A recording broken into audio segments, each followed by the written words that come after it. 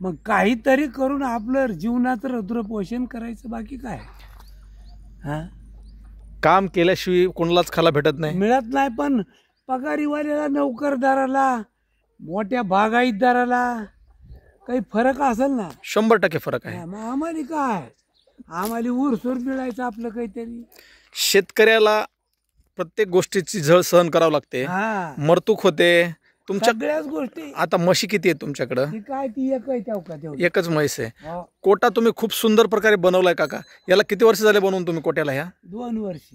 2 वर्ष झालं गवतापासून बनवलाय. हो सिमेंटच्या डेळी आणि त्याला तुम्ही अँगल वापरलेत. हो, अंगल काय आहेत, लाकडं काय आहेत मध्ये बघा. आणि एवढं डोंगरामध्ये आहे, एवढी हवा आहे, तरी सुद्धा मजबूत आहे. शेतकरी जीवनाचा आढावा आपल्या चॅनलवरती आपण आज पाहणार आहोत. शेतकरी मित्रांनो, पाहू शकता अगदी लहानपणापासूनचं जीवन डोंगराच्या कडेवर जगणारे काका आपल्यासोबत आज चॅनलवरती जोडले जाणार आहेत. आपण त्यांच्याकडून सविस्तर आढावा घेऊया की त्यांच्या कुक्कुटपालनातून आणि या साधेपणातल्या शेडमधून त्यांना उत्पन्न आणि त्यांचा खर्च किती निघतो आणि त्यांचं वय किती आहे. काका राम राम. हो, राम राम राम राम.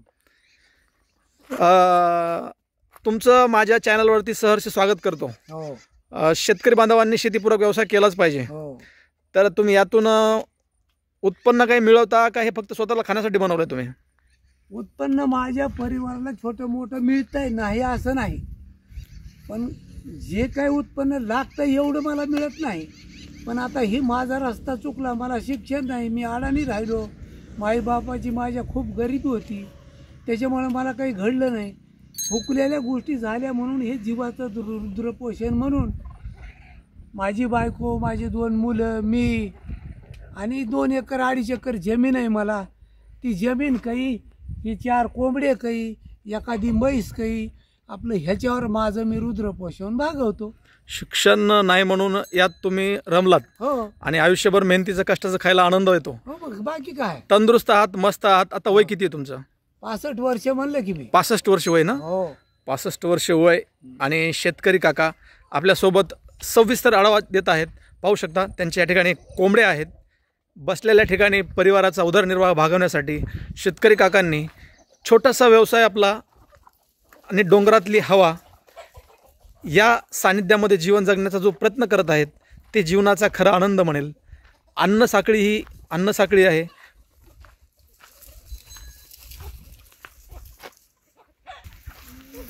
मोकळी जागा आणि गावरान कोंबडे, त्याचबरोबर त्यांची पाठीमागं बागसुद्धा आहे. या ठिकाणी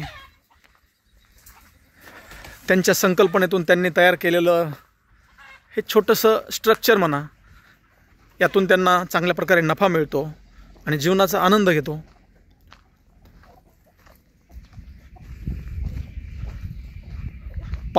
पाणी यावर्षी फार कमी आहे. जूनमध्ये पेरणी होते महाराष्ट्रातील तमाम शेतकरी बांधवांची. जून संपला, त्याच्या पुढच्या महिन्यातली सुद्धा तारीख 15 आहे. 15 तारखेपर्यंत काही ठिकाणी पेरण्या नाही आहेत. तर शेतकरी बांधवांनी जर असा जोडधंदा शेतीला केला तर आपला उदरनिर्वाह भागवण्यास प्रॉब्लेम येत नाही, उत्पन्न त्यांना मिळेल. त्या संकल्पनेतून तुम्ही तर लहानपणापासून जीवन घातलंय. खरा जीवनाचा आनंद नोकरीमध्ये आहे का शेतीमध्ये आहे? विचार केल्यानंतर शेतीमध्येच आहे. पण आजच्या काळाला शेतीला किंमत राहिली नाही, शेतीला उत्पन्न मिळत नाही, पाणी सगळ्याला मिळत नाही, त्याच्यामुळं शेतातलं उत्पन्न महाग आले. शेतातलं उत्पन्न आजकाल नोकरीला मानधन आहे, ज्याला शिक्षण आहे ज्याला नोकरी त्याला मानधन आहे. हो, पण मानवी जीवनाचं अंतिम सत्य जर गौरे असतील तर आनंदच महत्त्वाचा आहे ना. कितीही पैसा कमवला तरी पाठीमागच्या पिढ्या आईस आराम करतील, पण आपल्याला आनंद मिळणार नाही. त्यातून जर विचार केला तर मला असं वाटतं की मी शेतकऱ्याचा मुलगा आहे आणि शेतकऱ्याचं जीवन फार सुंदर असतं. कष्टाचं घामाचं खाल्ल्यानंतर निवांत झोप लागते. आज 65 वर्ष तुम्ही शेतामध्ये लहानपणापासून जगताय. जन्म कधीच आहे काका? जन्म सांगता येणार नाही, माझी तारीख नाही, वार नाही. शाळा शिकल्यामुळे सगळं रस्ता चुकलाय समजा आपल्या आयुष्यात? नाही, बुडातलं. मग त्या सरासरी त्या आवरेजून किंवा आमच्या आई सांगायच्या किंवा तू इतक्या ह्या वर्षी जन्मतास, मग आतापर्यंत तुला इतकी वर्षी झाली. हे आता आई गेली, वडीलही गेला, आता मी राहिलोय फक्त. भाऊ एक होता, ते भाऊही गेला. आता फक्त मी राहिलोय. म्हणजे जुनं खोड परिवारासाठी तुम्ही ओळख आहात. हो. आणि परमेश्वर परमात्मा जे बी काय आहे किंवा या दुनियाची जी ताकद आहे ते जगवायला आहे, यामध्ये समाधान आहे. आहे. मग नोकरीमध्ये देव आहे म्हणूनच सृष्टी आहे, सृष्टी आहे म्हणूनच हे माणूस जगतंय. विज्ञान देवाला मानतं कोण्या, की जे निसर्ग आहे हो. त्याला देव मानतं विज्ञान. हो. आणि तोच तारतो, तोच दगवतो सगळ्यांना. हो. कित्येक उन्हाळे पावसाळे पाहिले असतील तुम्ही कधी असंच मला वाटलंय का, तुम्ही असल्या डोंगरामध्ये राहताय, या झोपडीमध्ये कधी वारं वावस पाऊस आलं तर उडून जाईल, पडल राहील की असं? आणखीन माझ्या डोक्यात नाही, माझ्यावरती संकट आलंच नाही. वारे आले, पाऊस आले, झाडं बोलले, नुकसान झाले, काही बी झालं, माझ्या जीवाला अजून धक्का लागला नाही. धक्का पण लागला. मी फक्त तत्व धरून वागतो, नियम पाळतो.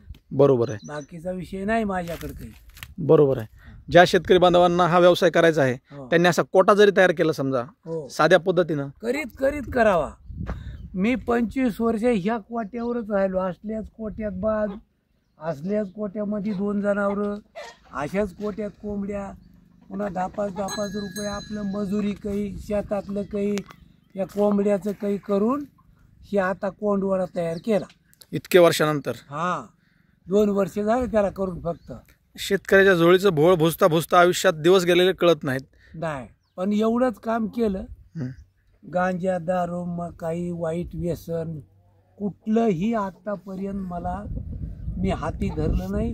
आणि तशा व्यसनाचा माणूस अजून माझ्याजवळ आला नाही.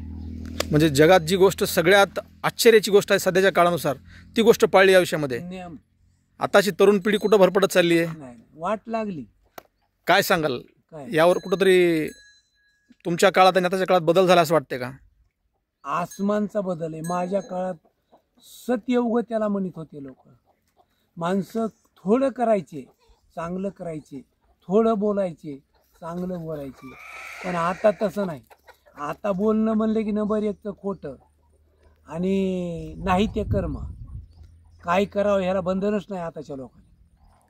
अगदी खरं आहे काका, तुमचा अनुभवाची बोल आहेत हे. आणि प्रत्येक प्राण्याला, प्रत्येक जीवाला या दुनियेतून जायचं आहे. या दुनियेमध्ये नाव, गाव, पत्ता, घर पुण्यासाठी, कीर्ती राखण्यासाठी चांगलं वागावं लागतंय, चांगलं वागावं लागतंय, चांगलं बोलावं लागतंय, बिलकुल खरं काका, चांगलं कर्म करावं लागतंय. बिलकुल सत्य आहे. तरच त्याची कीर्ती महाग राहते. नाही तर अशी किती आहे. प्रत्येक माणसाला, प्रत्येक परिवाराला, प्रत्येक देवधर्माला किंवा जे काही इतिहास आहे त्या इतिहासाला एक कारण आहे. ते कारण असं की ह्या दुनियेमध्ये 2च गोष्टी आहेत. एक तर चांगलं म्हणतील किंवा वाईट म्हणतील. याच्याशिवाय मानवी जीवनाचं अंतिम सत्य फक्त गौऱ्या आणि गौऱ्या आहेत. खरं काका? त्यामुळे फक्त जीवनाचा आनंद, ना घर, ना दार, ना गाडी, ना घोडी, ना बंगला, ना पैसो, ना आराम, सगळं नश्वर आहे. एक दिवस उकंड्यावर लागणार आहे. तुम्ही आतापर्यंत जे जीवन जगलात, ह्या जीवनावर तुम्ही खुश आहात असं मला वाटतंय. नोकरी नसताना सुद्धा हे त्याच्यात समाधान. मग तुम्हाला खंत जी वाटते की परमेश्वराला 2 वेळा, सकाळी एकदा, संध्याकाळी एकदा हात जोडतो, मिळेल तशी चटणी भाकर आनंदानं खातो, समाधान राहतो. बिलकुल खरं आहे. बिलकुल कुठली तळमळ नाही, कळकळ नाही. का नाही माहिती का? तुम्हाला जी खंत वाटते की मी शिकलो नाही, मला नोकरी लागली नाही आणि चांगलं जीवन जगायला भेटलं नाही, पण नोकरदारांचे काय हाल आहेत. महिन्याच्या अखेरीपर्यंत त्यांच्यापाशी लाख रुपये पगारातले 10 रुपये भेटणार काही नोकरदारांपाशी. ते का राहत नाहीत? त्यांच्या मनावर, चित्तावर, देहावर बंधनच नाही. असं कुठल्या डिपार्टमेंटबद्दल बोलताल का? अख्ख्या ऑल नाही, असं एवढं नाही मला नाही बोलता येणार. फक्त माझ्या शेती व्यवसायाचं, शेतकरी ह्याच्यातलं या दुनियेमध्ये चांगले प्रशासनामध्ये सुद्धा काही अधिकारी आहेत, चांगले राजकारणामध्ये सुद्धा माणसं आहेत, आणि त्या लोकांमुळे गोरगरिबांना सुद्धा थारा मिळतोय. घरकुलं असेल, पाणी असेल, रस्ते असतील, लाईटी असतील, ज्या पद्धतीनं पाहिजे तेवढ्या मानवानं प्रगती केली. आता तुमच्या काळामध्ये एवढ्या सुविधा होत्या का? नव्हत्या. नाही, काही नव्हतं. बैलगाडीनं दवाखान्यापर्यंत जाणारी तुमची लास्टची पिढी असेल. इथून पुढं घरोघर 4-4 वाहनं आहेत, प्रत्येकाच्या घरी 5-5 मोबाईल आहेत.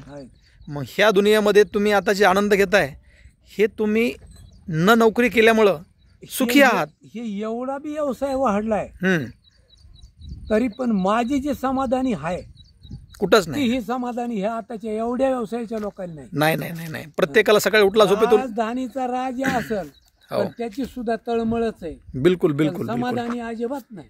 जीवनामध्ये समाधानी पाहिजे ती गोष्ट नाहीये. महत्वाची तीच आहे. बिलकुल खरं आहे काका. माणसाचा देह दगडासारखा जर ठेवायचा असेल हम्म. तर तळमळ कामाची नाही. माझं घरदार पैसे कमवायच्या मागं लागलं नाही पाहिजे, कमवायचे, पोटापुरते आपल्या लागतात, पुरते मिळाले बस. समाधानाने जगायचं, आनंद घ्यायचा, बाकी कधीही कोणाचा एकच ठराव ठेवायचा, आपण आलोत आणि एक दिवशी आपल्याला जायचंय. खरं आहे. महाराष्ट्रातील तमाम शेतकरी बांधवांना आमचा आजचा हा संवाद, या व्हिडिओ आवडेल आणि तो व्हिडिओ आवडला तर त्यांची संकल्पना पण आम्ही काकांची तुमच्यासमोर ठेवलेली आहे. चॅनलला लाईक करा, कमेंट करा, शेअर करा, सपोर्ट करा. असं मी काय म्हणणार नाही, कारण हा चॅनल शेतकरी बांधवांचा आहे आणि महाराष्ट्रातील तमाम शेतकरी बांधवांनी जे आम्हाला भरभरून प्रेम दिलं आहे त्याबद्दल सर्व शेतकरी बांधवांचं असेल, तरुण पिढीचं असेल, मी मनातून पुन्हा एकदा सहर्ष स्वागत करतो आणि सगळ्यांची क्षमा घेतो. आपण आज या ठिकाणी थांबणार आहोत. जय जवान, जय किसान.